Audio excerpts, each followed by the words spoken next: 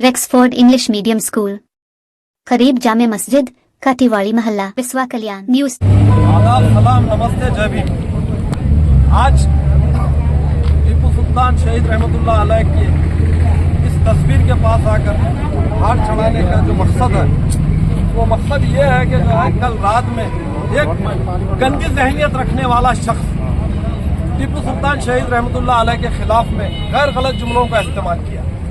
तो हमको यह सोच हुई कि जो है हम इसका सही अंदाज में काउंटर देना, एक मोहब्बत और प्रेम भरे अंदाज में इसका काउंटर देना।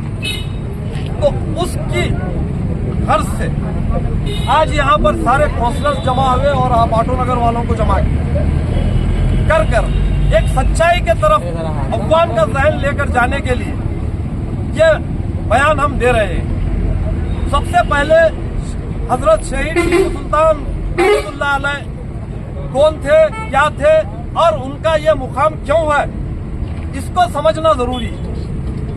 हजरत टीपू सुल्तान शहीद रहमतुल्लाह अलैह एक बादशाह थे।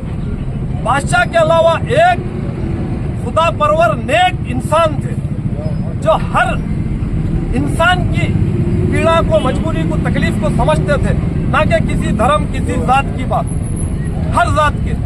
तो सबसे पहले टीपू सुल्तान शहीद रहमतुल्लाह अलैह का सबसे बड़ा जो एहसान है वो दलित औरतों पर है।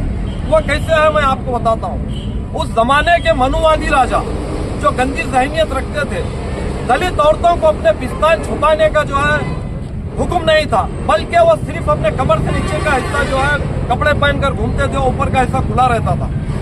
तो ये जो उन मनुवादी राजाओं का जो कानून था, इस कानून को खत्म कर दलितों को इज्जत की जिंदगी जीने, दलित औरतों को इज्जत की जिंदगी देने का जो काम किए वो हजरत शहीद रहमतुल्लाह अलैह ने किया।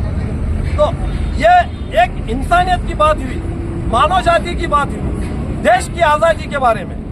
हिंदुस्तान की आजादी के लिए सबसे पहले जद्दोजहद करने वाले हजरत टीपू सुल्तान शहीद रहमतुल्लाह अलैह, जो सबसे पहले हिंदुस्तान की आजादी के सबसे पहले शहीद है। और इनके खिलाफ में जो कल रात में जो है जो गंदा जहन रखने वाला शख्स है, उसने कहा कि जो है ये कई हिंदुओं को मारा, ये कई हिंदुओं को मारा। तो मैं उसका भी खुलासा करना चाहता हूँ। जब कुछ हिंदू अंग्रेजों की साजिश के तहत टीपू सुल्तान पर जब हमला किए, तो सामने जो हमला करने वाले थे पूरे के पूरे हिंदू थे, ये बात करेक्ट है। और टीपू सुल्तान की फौज में मुसलमान और हिंदू दोनों भी थे।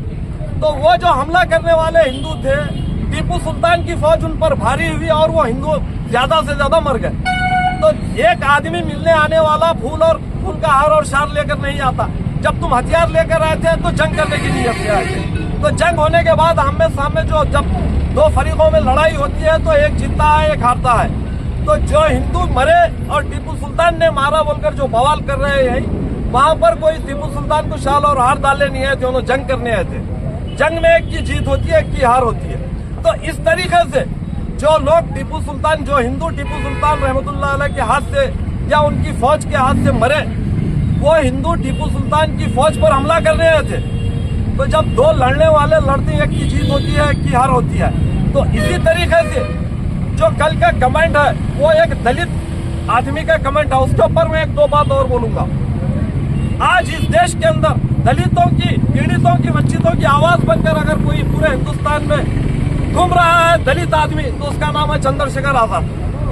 पार्टी पक्ष अपनी जगह, चंद्रशेखर आजाद आज जो है दलितों के हित के लिए पूरे हिंदुस्तान में लड़ रहा है। अगर चंद्रशेखर आजाद से पहले का इतिहास देखेंगे तो श्री काशीराम जी जो दलितों के लिए लड़े, उससे पहले का इतिहास देखेंगे तो श्री बाबा साहब भीमराव अम्बेडकर, उससे पहले का इतिहास देखेंगे तो महात्मा ज्योतिबा फूले, अगर उससे पहले का इतिहास देखेंगे तो विश्व गुरु महात्मा बसवेश्वर,